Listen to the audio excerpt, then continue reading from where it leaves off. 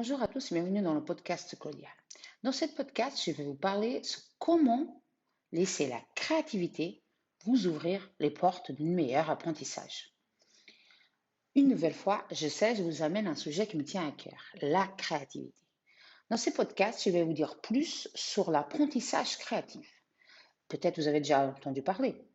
C'est les mathématiciens Seymour Papert qui était le pionnier dans la mise en lumière de ces concepts. Il est une des premières voix à niveau mondial à s'élever en faveur d'un apprentissage différent. Il milite pour une méthode éducative qui repose en grande partie sur la créativité. Mais qu'est-ce que c'est ce concept d'apprentissage créatif? Alors, je passe à vous expliquer. Pour élaborer ces théories, il va collaborer avec les équipes de recherche d'MIT, Massachusetts Institute of Technology. Et un des principes fondamentaux de ce concept présuppose que l'apprenant prend une partie active dans le processus de construction de sa propre connaissance. Alors, bien sûr, l'efficacité de son apprentissage se trouve découplée. Pour avoir une telle structure d'apprentissage, on peut supposer que ça passe forcément par un processus de connexion et d'interaction avec le monde, en se confrontant à des situations très concrètes, très réelles.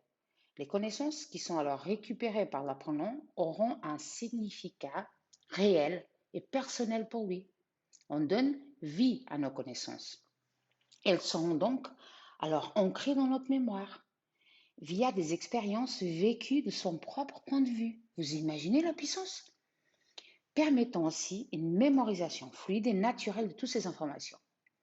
Dans un tel process éducatif, l'étudiant se trouve en position centrale et il bâtit son savoir sur la base de ses propres expérimentations. Ce genre de chemin d'apprentissage, on le retrouve habituellement à l'école maternelle. D'une certaine façon, l'MIT a développé l'idée de faire une sorte de classe maternelle qui dure toute notre vie. Les chercheurs se sont appuyés sur les concepts qui étaient mis en place en 1837 dans les classes des maternelles. Il faut savoir qu'à cette époque, la méthode éducative bascule d'un apprentissage passif classique où l'enseignant dispense l'information en continu à ses jeunes élèves qui notent mot à mot vers un enseignement nettement plus participatif. L'effet sur les élèves en bas âge, bien sûr, fut immédiat. Ils apprenaient bien plus efficacement et rapidement lorsque leur cœur les faisait interagir avec l'environnement et avec les autres enfants de la même classe. La stimulation des enfants de 5 ans passe par des propositions et des possibilités fun et ludiques, des exercices qui ont du sens pour ces très jeunes étudiants. Essayez alors maintenant de vous remettre dans la peau de cet enfant de 5 ans que vous avez été. Retrouvez dans vos mémoires ces instincts et ces instants drôles, farfelus, qui font les meilleures anecdotes quand vous faites les repas de famille. Souvenez-vous de la curiosité et de la soif de découverte que vous avez, ces soifs de découverte qui vous animaient. Tout en presque était encore inconnu, un territoire de jeu et d'expérimentation à explorer. Et ce passage est une étape fondamentale pour un enfant dans son acquisition de connaissances, l'école de la vie en quelque sorte. Rien d'étonnant alors que l'MIT s'est appuyé dans ces mécanismes si intuitivement inscrits en nous tous. Il a notamment posé le principe d'apprentissage en spirale. Cette spirale éducative se déroule comme ça. D'abord l'imagination, après la création, le partage, la réflexion, puis un nouveau cycle redémarre en s'appuyant sur les acquis du premier, imagination, création, partage, réflexion, etc. Mais qu'est-ce que c'est imaginer et créer? Est-ce que vous vous souvenez? Oh bien, est-ce que vous pourrez observer des jeunes enfants dans leur jeu? Vous verrez que, par exemple, ils arrivent à mettre en place une maison, un château, ils s'installer avec une famille de personnages à l'intérieur. Mais imaginer ne suffit pas pour eux. Alors, tout en racontant une histoire, les personnages entrent en action dans les mains de ces jeunes enfants. Et je suis sûre que vous avez déjà fait aussi. Partagez. On voit aussi les enfants interagir très souvent entre eux, expérimenter. Ils se proposent souvent des défis uns des autres et ils sont vraiment très générateurs d'émotions créatives. Ça sera là à celui ou à cela qui aura le tour le plus grand, la maison la plus colorée, la licorne le plus brossée. Quand les enfants commencent à se réunir, ils sont capables de mettre spontanément à l'œuvre pour un projet commun. Ils collaborent tous à la construction de leur cabane, on partage leurs idées pour faire avancer une histoire. Chaque nouvelle pièce apporte encore un plus pour l'inspiration globale d'un groupe. On va passer à la réflexion. Quand cette maison s'écroule, la maison qu'ils ont fait, ou le château qu'ils ont fait, l'enseignant va pouvoir amener les enfants à s'interroger.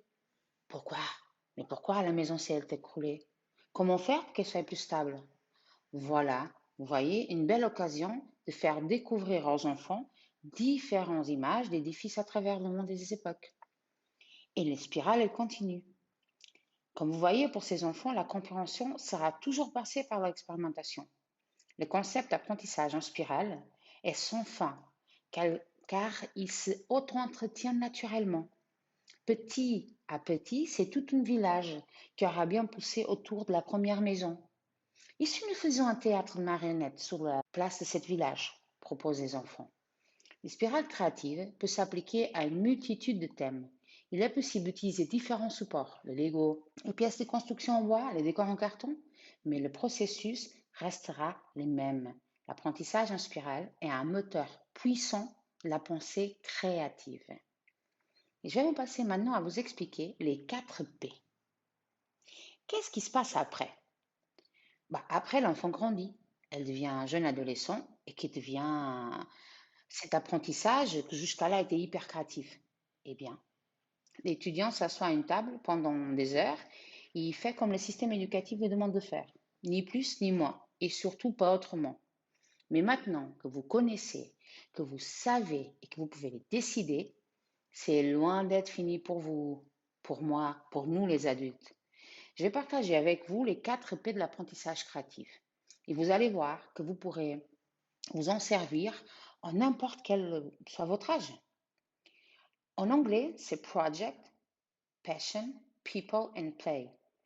Qu'est-ce que ça donne en français? Projet, passion, partager et jouer.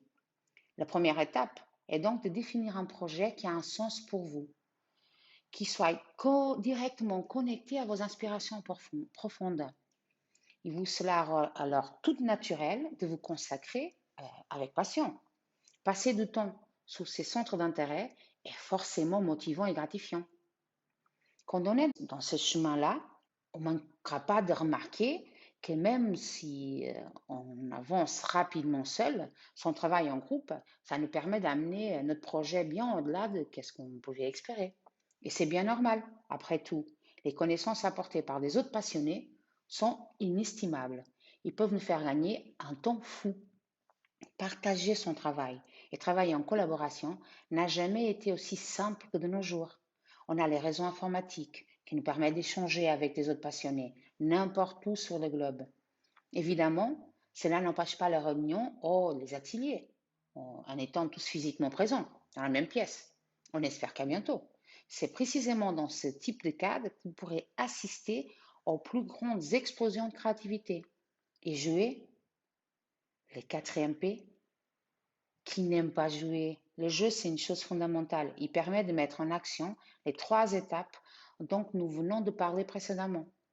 C'est le moment où on devient acteur de notre projet par l'expérimentation. On peut même valider nos hypothèses créatives et faire des ajustements nécessaires. Ces 4 principes ne sont pas réservés aux experts, aux chercheurs ou même aux universitaires.